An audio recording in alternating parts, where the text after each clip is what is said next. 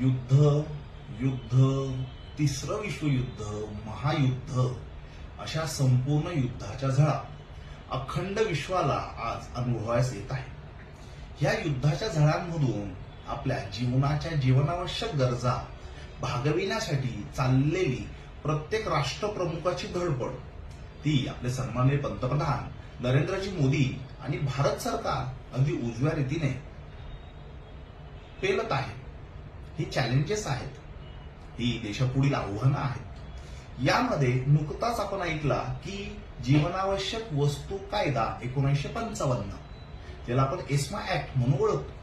ह्या कायद्यामध्ये काय तसं कोरोना काळामध्ये आपण वैद्यकीय आणीबाणी अनुभवली, आरोग्य आणीबाणी आपण त्यास अनुभवली। त्यावेळेस एक इंजेक्शनचं नाव माहिती असेल तुम्हाला, ज्याचा तुटवडा भासत होता। ते संपूर्ण सरकारने ताब्यामध्ये मिळवलं आणि सरकारने गरजेच्या व्यक्तीला जीव वाचविण्याच्या उद्देशाने ज्या अनुच्छेद 21 अनुसार आहे त्या अनुसार लिस्टिंग करून त्या पेशंटला ते इंजेक्शन पुरवलं। असा घटनेमध्ये दिलेला एक अधिकार सत्तेला आहे, म्हणजे केंद्र सरकारला आहे। हा अधिकार आज या ठिकाणी हा युद्धजन्य परिस्थितीमध्ये देशातील जनतेच्या जीवनावश्यक गरजा पूर्ण करणे हेतू उद्देशाने इथे छान प्रकारे आज आपण अनुभवतोय। आता समजा पेट्रोलचा तुटवडा भासला तर मग काय करायचं? तर मग तो राखीव साठा असेल, मग त्या राखीव साठ्यातून काय होणार आहे? काय नाही, व्यवस्था सुरळीत चालेल असं काहीसं नियोजन करता येईल। आता नाहीच आहे, थोडसंच आहे, मग आपण जपून वापरतो की नाही?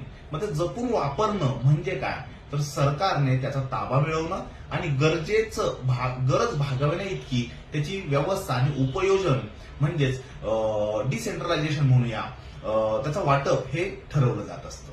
मग बघा, आता हा जो कायदा एस्मा ऍक्ट वगैरे जीवनावश्यक वस्तू कायदा, त्या कायद्यानुसार काय झालंय तर जीवनावश्यक वस्तूमध्ये सगळ्यात महत्वाचं आजच्या तारखेला झालंय ते म्हणजे पेट्रोल, डिझेल आणि आपला गॅस। तर आता याचं वाटप, याची विक्री, याचं वितरण चांगल्या प्रकारे घडून येणं, न्यायिक प्रकारे घडून येणं आणि प्रथमतः जीवनावश्यक गरजा भागविण्याच्या हेतू उद्देशाने घडवून आणण्यासाठी इथे हा कायदा आता लागू झाला आहे, म्हणजे ऍक्टिव्ह झाला आहे। ज्यावेळेस पुरेसा प्रमाणामध्ये साठा उपलब्ध असतो त्यावेळेस हा कायदा ऍक्टिव्ह नसतो, हा थांबवलेला असतो। ज्यावेळेस आपत्काल परिस्थिती येते त्यावेळेस हा कायदा ऍक्टिव्ह केला जातो आणि हा ऍक्ट लागू असतो आणि याद्वारे गरजा भागविल्या जातात। मग यातून आपण LNG माहिती आहे, CNG माहिती आहे। आता CNG गाड्यांना भरला जातो, माहिती आपल्याला, CNG गॅसच्या गाड्या, CNG वरती असणाऱ्या गाड्या, 4 व्हीलर्स वगैरे, ठीक आहे।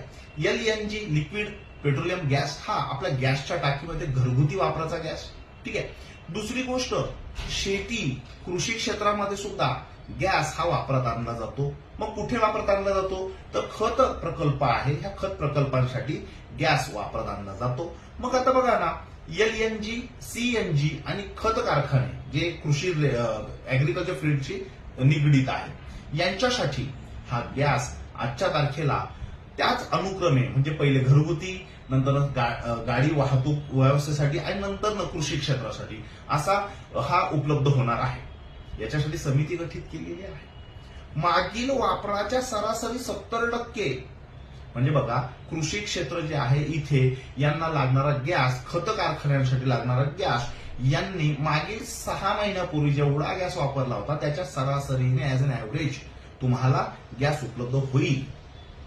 70% फक्त, 100% नाही। अशी उपाययोजना करून जीवनावश्यक गरजा भागविण्यासाठी घरगुती गॅस सुविधा सुरळीत राहावी म्हणून, पुरवठा सुरळीत राहावा म्हणून नियोजन केलं जातं। याच्यासाठी त्रिसदस्य समिती नियुक्त केलेली आहे। बघा, हा आहे एस्मा ऍक्ट, जीवनावश्यक वस्तू नियमन कायदा 1955। चलो, पुढच्या सेशनमध्ये आणखी काही माहिती या ठिकाणी युद्धाच्या झळा आपल्यापर्यंत पोहोचणार नाही अशी अपेक्षा करूया। भेटूया पुढच्या सेशनमध्ये। जय हिंद, जय महाराष्ट्र।